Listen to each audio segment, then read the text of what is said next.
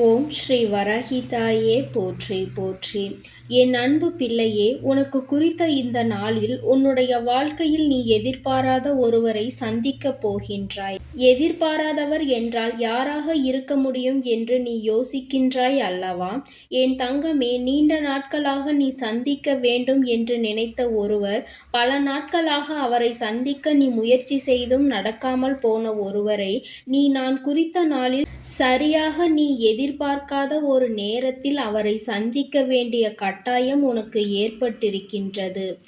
எத்தனையோ நாட்களுக்கு முன்பு பார்த்த ஒருவரை மீண்டும் பார்க்கும் பொழுது உன்னுடைய மனதிற்குள் மகிழ்ச்சி வெள்ளம் பெருகத்தான் போகின்றது.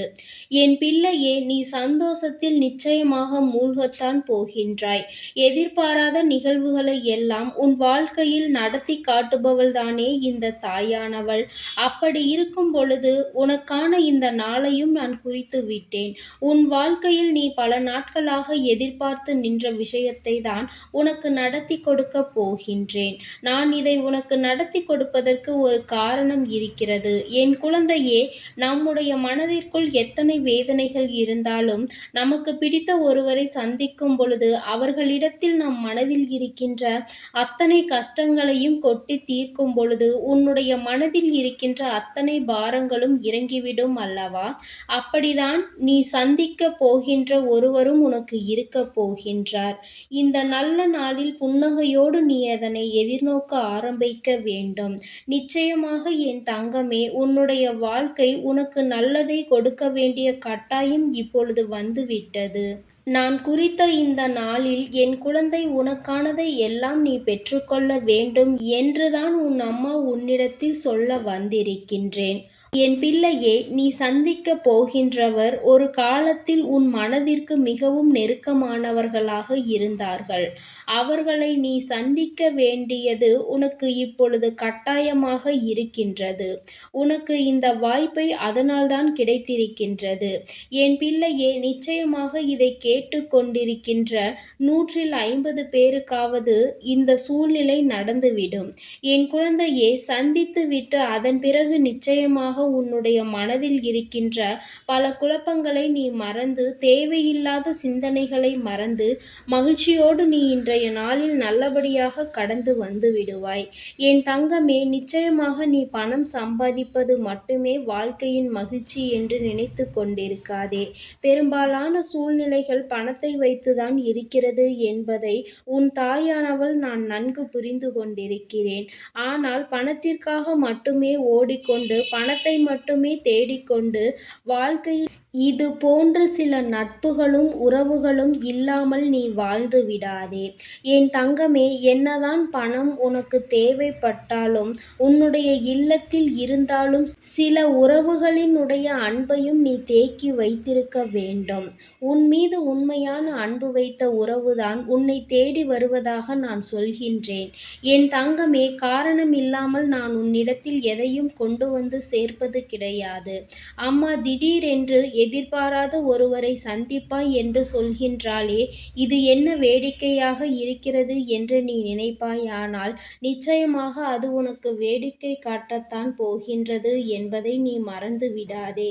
இங்கே உறவுகள் எல்லாம் பணம் இருந்தால் உன்னை நல்லபடியாக உபசரிப்பார்கள், இல்லை என்றால் உன்னை அவமானப்படுத்தி விடுவார்கள். இதுதான் இன்றைய காலத்தில் நடந்து கொண்டிருக்கின்றது என்பதையும் நான் நன்கு உணர்வேன். ஆனால் உண்மையாகவே நான் சொல்கின்ற இவர் பணத்திற்காக உன்னிடம் பேசியதில்லை. பணம் வேண்டும் என்று ஒரு நாளும் உன்னிடத்தில் கேட்டதில்லை. பணம் மட்டுமே முக்கியம் என்று ஒரு நாளும் சொன்னது இல்லை. பணம் இருக்கின்றதோ இல்லையோ, உன்னோடு உன் தோள் மீது கை போட்டு அன்று உனக்கு எத்தனை ஆறுதலாக இருந்தார்களோ அதே ஆறுதலை உனக்கு இப்பொழுது கொடுக்கக்கூடிய ஒரு உறவுதான் என் பிள்ளையே உன்னை தேடி வரப்போகின்றது. யதார்த்தத்தை புரிந்து கொள்ளாத வரை வாழ்க்கையில் எதுவுமே யாருக்கும் புரிய போவது கிடையாது. உண்மையாக ஒருவர் உன்னை புரிந்து கொண்டார்கள் என்றால் வாழ்க்கையினுடைய யதார்த்தம் என்னவென்பதை தெரிந்து அவர்கள் நடக்க வேண்டும். எல்லோருக்கும் இங்கு நாம் பார்க்கின்ற கண்ணோட்டத்தை பொறுத்தது எல்லாமே மாறுபடும். பிடித்தவர்கள் தவறு செய்தால் அதை நாம் பெரிதாக எடுத்துக்கொள்வதில்லை. அதே நேரத்தில் ஒரு பிடிக்காதவர் சிறியதாக ஒரு தவறை செய்துவிட்டால் கூட மலை போல அதை குற்றமாக பார்க்கின்றோம். இது யதார்த்தம் என்று விட்டுவிட வேண்டும். எப்பொழுது இதுவெல்லாம் புரிகின்றதோ அப்பொழுது இந்த வாழ்க்கையில் உனக்கே ஒரு நல்ல தெளிவு கிடைத்துவிடும். என் தங்கமே, வாழ்க்கையில் சிக்கனம் என்றால் என்ன தெரியுமா? ஒருவன் பணத்தை எந்த அளவிற்கு குறைவாக செலவு செய்கிறான் என்பதை பொறுத்தது கிடையாது. அதை எவன் எவ்வளவு உபயோகமாக செலவிடுகிறான் என்பதை பொறுத்தது.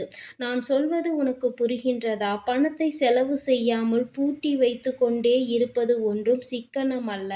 அதை தேவையான காரியங்களுக்கும் இக்கட்டான சூழ்நிலைகளுக்கும் நீ சரியாக அதனை பயன்படுத்த வேண்டும் என்றுதான் உன் அம்மா சொல்கின்றேன். என் தங்கமே, காரணம் இல்லாமல் பணத்தை செலவு செய்யக்கூடாது. செலவு செய்துவிட்ட பிறகு அது மீண்டும் உன் கைகளுக்கு வருவது கிடையாது என்பதை நீ புரிந்துகொள். வருமானத்திற்கான வழி இருந்தால் மட்டும்தான் நீ செலவு செய்திட வேண்டும். அப்பொழுதுதான் உனக்கு 2 மடங்காக அந்த வருமானம் மீண்டும் திரும்ப கிடைக்கும். என் தங்கமே, எப்பொழுதுமே நான் சொல்கின்ற இந்த நேர்மையான வார்த்தைகளை நீ எப்பொழுதும் சொல்லிக்கொண்டே இரு. நிச்சயமாக உன்னுடைய உடல்நிலையானது மிகவும் ஆரோக்கியமாக இருக்கும். முதலில் என்னால் முடியவில்லை, என் உடலில் அங்கு வலிக்கிறது, இங்கு வலிக்கிறது, எனக்கு அப்படி இருக்கிறது என்று சொல்வதை நிறுத்திவிட்டு எப்பொழுதும் நேர்மையான இந்த வார்த்தைகளை நீ சொல்லிப்பார். உனக்கே உன்னுடைய உடலில் பல நல்ல மாற்றங்கள் தெரிய வரும். நான் மிகுந்த ஆரோக்கியத்தோடு இருக்கிறேன். நான் என்னுடைய உடலை அக்கறையோடு பேணி காக்கிறேன். நான் உடற்பயிற்சியை விரும்பி செய்து கொண்டிருக்கிறேன். நான் நல்ல ஆரோக்கியமான உணவை மட்டுமே எடுத்து கொண்டுள்ளேன். உடல் உறுப்புகள் எல்லாம் சீராகத்தான் இருக்கிறது. உடல் எடையை பராமரித்து கொண்டிருக்கிறேன். என் உடல் உறுப்புகள் எனக்கு காட்டும் அறிகுறிகளை எல்லாம் நான் உற்று நோக்கி கவனிக்கிறேன். ஆரோக்கியமாக இருப்பது எனக்கு மிகவும் எளியது.